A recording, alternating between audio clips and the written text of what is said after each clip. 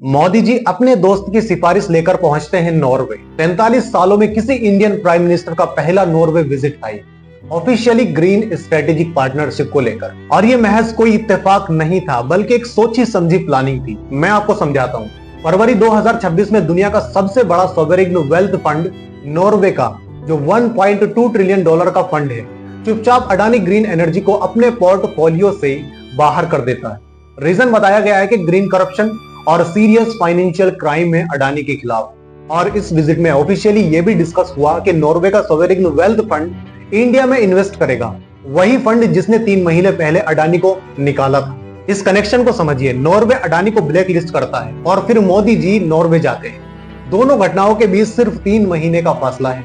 ये कोइंसिडेंस है या कुछ और? यही फंड पहले बोइंग, वेलमार्ट और एयरबस को निकाल चुका है और अडानी अब उसी कंपनी की लिस्ट में है, जिसे दुनिया के सबसे सख्त और ईमानदार फंड ने ग्रोस करप्शन का टैग देते हुए रिजेक्ट कर दिया।